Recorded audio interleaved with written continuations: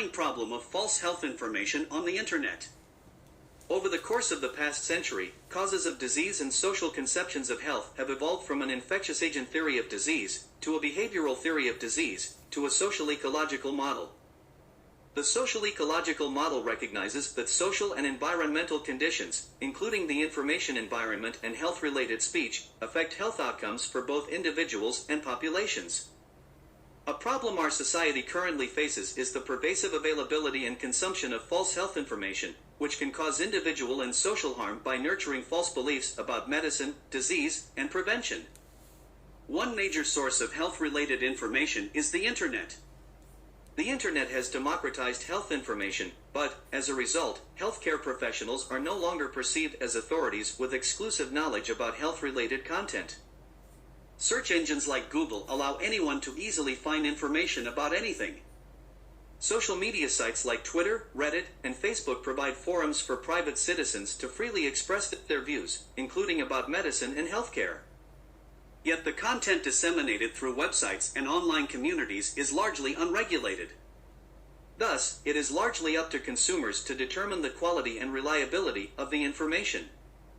The question this raises is whether the proliferation of health-related information on the internet should be regulated, and, if so, by whom? An argument might be made for government oversight because the wide circulation of false health information can lead to real injuries and harms. After all, a well-established role of the government in a democratic society is to promote the general welfare of its citizenry.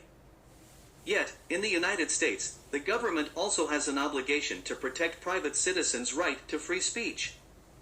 Thus, there exists a tension between the government's commitment to general welfare and its duty to affirm individuals' right to free speech. This article will explore this tension.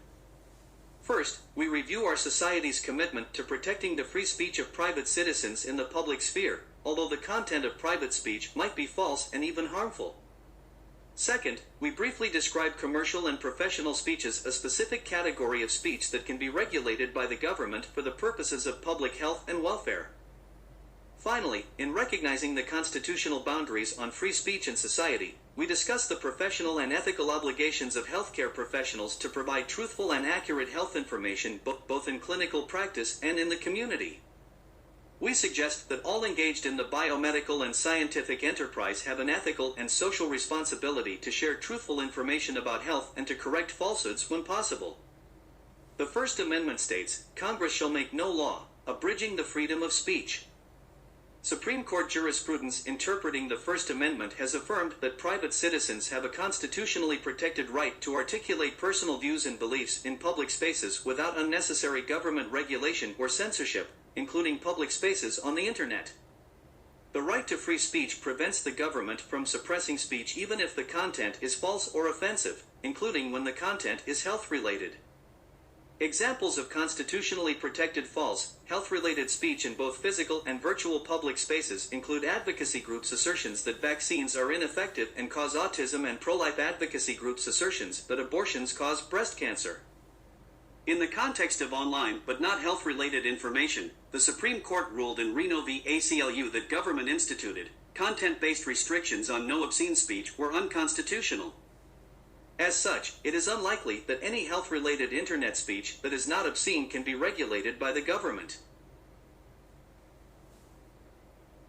Moreover, given the unpredictability of internet expansion and changes in consumer preferences, whether the government can develop long-lasting and enforceable solutions to the problem of false health information remains a difficult and unresolved challenge.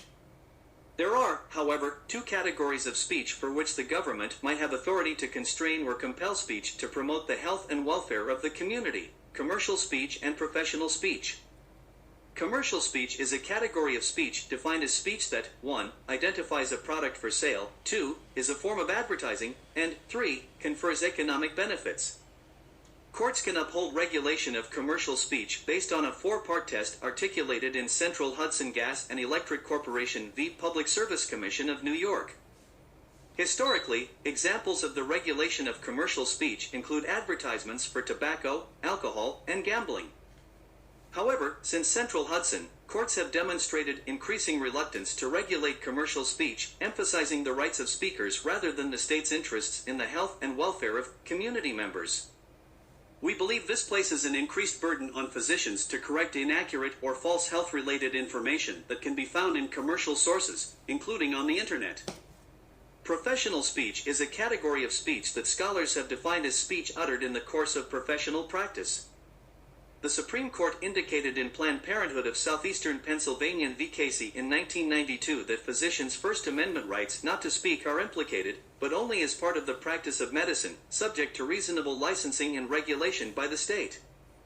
While this case involved the constitutionality of a law requiring, among other things, that at least 24 hours before performing an abortion physicians inform the woman of the nature of the procedure, the health risks of the abortion and of childbirth, and the probable gestational age of the unborn child, it set the stage for state regulation of professional speech between physicians and their patients. Since then, courts have struggled to articulate a consistent approach to defining the scope and limitations of a state's power to regulate healthcare professional speech on a range of issues, including physician speech regarding firearm ownership and sexual orientation change efforts. While the government has some powers to regulate health-related speech, those powers are very limited and are not comprehensive or consistent. Recognizing the constitutional limits on the government's powers to regulate private citizens' free speech in the public sphere, we suggest that government regulation cannot be expected to resolve the problem of false and harmful health-related information that is perpetuated on the internet by private citizens who are speaking with their private citizen rather than their professional hat on. Furthermore, the government cannot be relied upon to be the sole speaker of truthful and accurate health information. As recently demonstrated by politically motivated prohibitions of certain words in official documents, the government can publish biased or incomplete statements or refrain altogether from saying anything at all. Since the government cannot be relied upon to resolve the problem of false health information found on the internet, it is important for anyone involved in the biomedical enterprise to participate in public discourse. Furthermore, we suggest that physicians, as part of their professional code, have an ethical duty not only not to share bad or false information but also to actively participate in conversations about health and help correct false or harmful information that can be found on the internet. Medical professionals have a unique responsibility to confront false or misleading beliefs by virtue of their specialized knowledge and professional obligations. First, medical professionals are members of a community that possesses specialized knowledge about and training in health. Second, licensed professionals are the only people in our society who are allowed to practice medicine.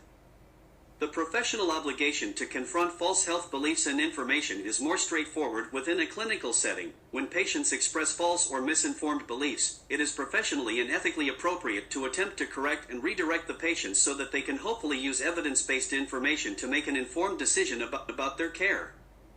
But outside an individual patient-clinician relationship, what is the obligation of a healthcare professional to the broader community to confront false beliefs and information?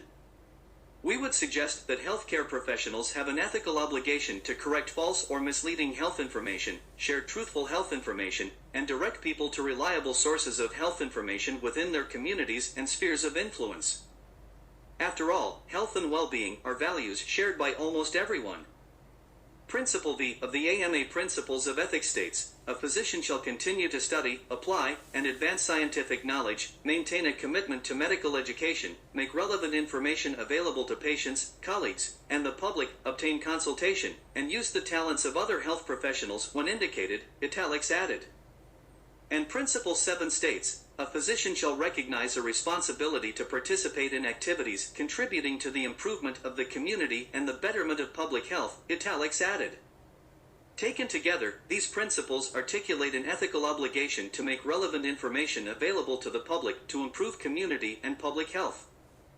In the modern information age, wherein the unconstrained and largely unregulated proliferation of false health information is enabled by the internet and medical knowledge is no longer privileged, these two principles have a special weight and relevance.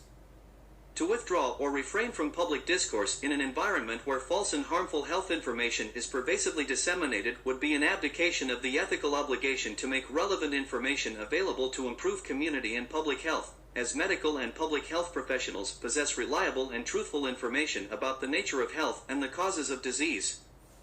For example, educated professionals can embrace invitations to speak at local groups about a particular health-related topic or respond to a blog posting. Another venue is Twitter. Some use Twitter in their professional capacity to share news releases and articles and to participate in organized, moderated Twitter chats. Even in their own social circles, healthcare professionals can have a positive impact by directing people to accurate sources of information and correcting misperceptions when possible. We recognize that this obligation of healthcare professionals extends outside the clinical setting and into the sphere of their lives. However, as the causes of death and disability extend beyond the boundaries of the clinic, so do the obligations of healthcare professionals.